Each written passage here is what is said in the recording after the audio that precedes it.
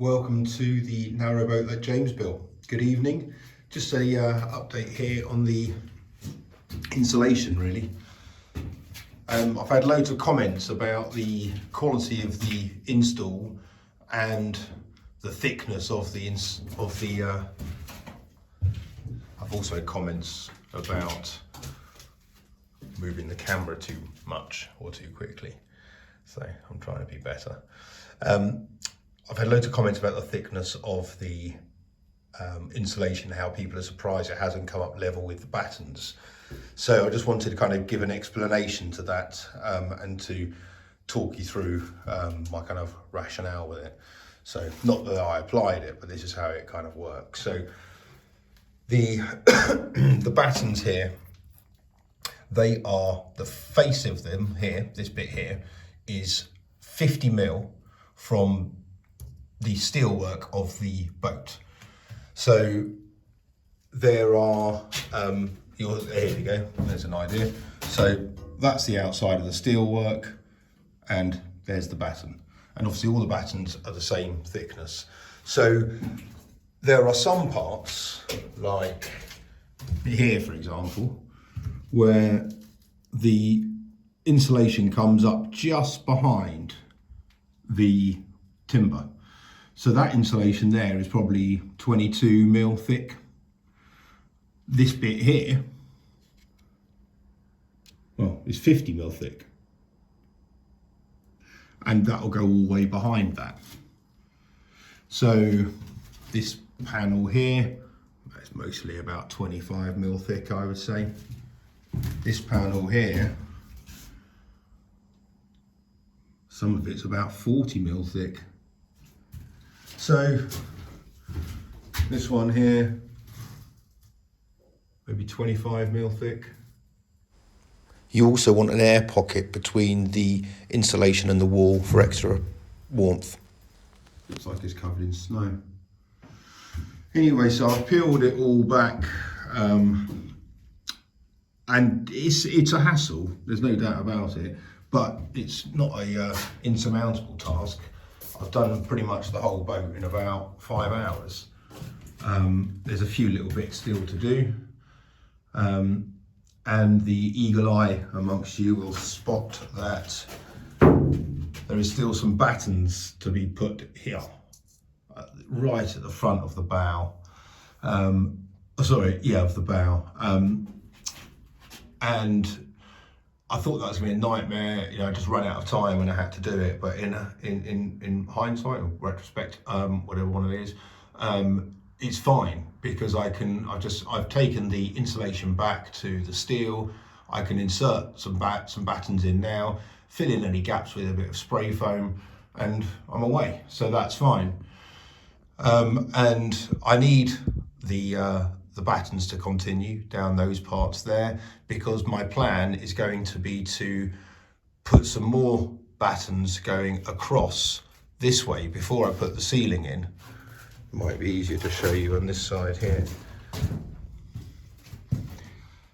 So there's 5 battens going across, but my plan, because I'm going to be running my 12-volt cables down the top here, my plan is to suspend the ceiling with some 6 mil ply in strips, kind of only maybe 50 mil thick strips, 50 mil wide strips. And I'm hoping, I don't know if it's going to work, but I'm hoping it's going to bring out the curve in the ceiling shape. So that's my plan. It's also going to give me a nice channel to run my conduit through. But as you can see, it's an angled roof on this boat, so it's got a ridge. It's very, very shallow, but it's got a ridge nonetheless. And I'd like to have a curved ceiling, so that's my plan, is to do that. So I'm stripping it back to that. I might have to put another batten going all the way down just along this center one to bring this one down a little bit, so it's a bit more of a gentle curve. But I'm going to buy some timber tomorrow and give that a test at some stage. But that's still a way off. I really need to get the floor sorted out before I do any of that stuff, but I'm getting carried away with myself. So I'll show you a little bit more about the stripping of that insulation. And the less than eagle-eyed viewer will notice that I'm wearing short sleeves, and it's probably 10 o'clock at night and it's probably 5 degrees outside. That's because it's baking on the boat. I've got one heater down the end which is half on, so it's running on 740 watts, and I'm baking. The insulation is an immediate fix. It is toasty warm. Last night was nice and it was a really pleasant night's kip. So yeah, it's really warm in here, and granted the acoustics are a bit echoey, but the sound deadening down in the saloon and the cabin area is really good. So instant quick fix with regard to the heat, but also just the feel of the place. It's so much nicer. It's really nice. It's really warm, and it retains its warmth. Earlier when I went out and came back, it was still nice and mild in here. The walls are nice and warm to touch now, which is great. The other thing it's done is it's secured in all of my bend that I've got on this bit here, which I'd only just kind of realised. I only realised that because down there I forgot to put a brace in and just a little stopper, and as a result of which the foam has pushed it in. So I need to create a wedge to fix that gap, but it's really strong stuff adhesive wise. So yeah, so this is the removal of this. Again, I'm just using a fillet, one of these little fillet ones, and as I'm taking it off, chucking it in the thing.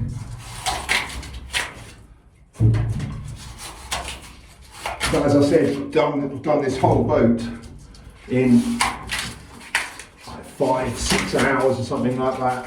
So it seems like an impossible task. It's just daunting when you look at it, but when you start to do it, it really takes shape in no time at all. You think, oh okay, before you know it, you've done the whole of one side, and as I said, it's actually quite therapeutic.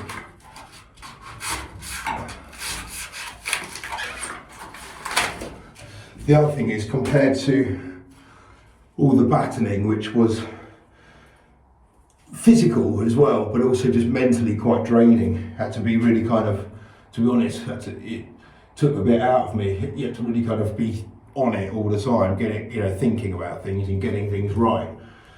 Whereas this is pretty mind-numbing. That's why it's quite therapeutic. It's quite mindful in a way, which is which is nice. Not all the tasks are. The floor was also like that, which I've got to do again. So I'm looking forward, in a way, to doing that, because it is quite nice. So now I go back to using this old beam, which is terrifying, I've got to say.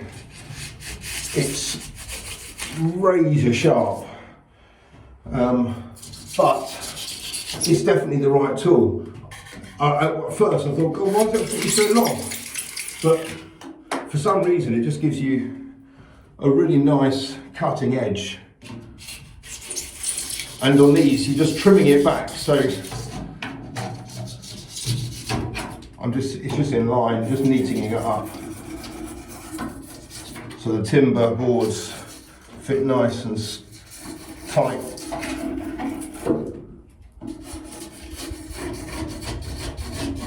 But it's like anything, if you've got the right tools, it makes a massive difference.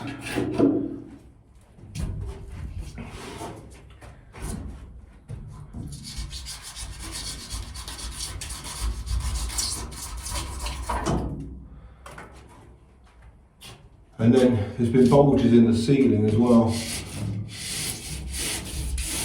which, if I want that curve, I'm gonna have, anything like that is really gonna hinder it. Well, it might do, it might not, I've got no idea, I'm guessing it will. So I'm erring on the side of caution and trimming it back.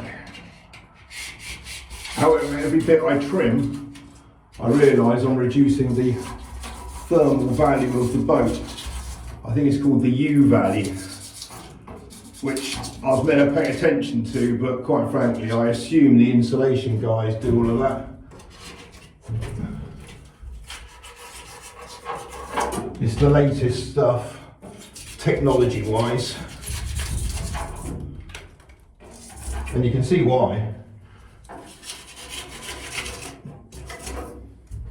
Done in a day. Although, I'll tell you, the boat cost me 700 quid to get insulated. But I thought, oh, blimey, you guys are doing well for yourselves. But bear in mind, there's 400 quid's worth of material on here. So, and if you've ever seen a can of that spray foam, it ain't cheap. The good stuff, the closed cell stuff, is not cheap. It's 10 quid a can. So, you know, there's a lot of this. So there's a few repairs and bits I've got to fill in, which is fine. That's easy. There's another bit there to come off. That's going to stop the curve. This knife is great because you can get quite a decent bend.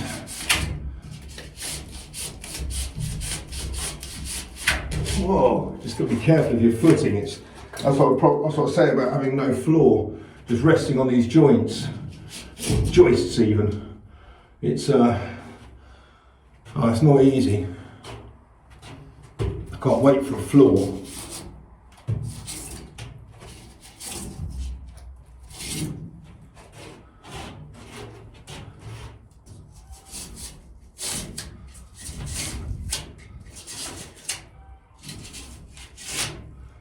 And this stuff above the head, like anything above the head, really aches your arms. Can't do it for long. But this knife, again, does help. It extends quite far.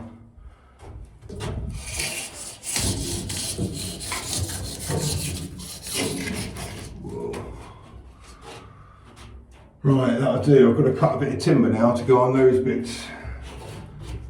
So I'll get that done. Anyway, have a good evening. Hope you're all well. Take care of yourselves.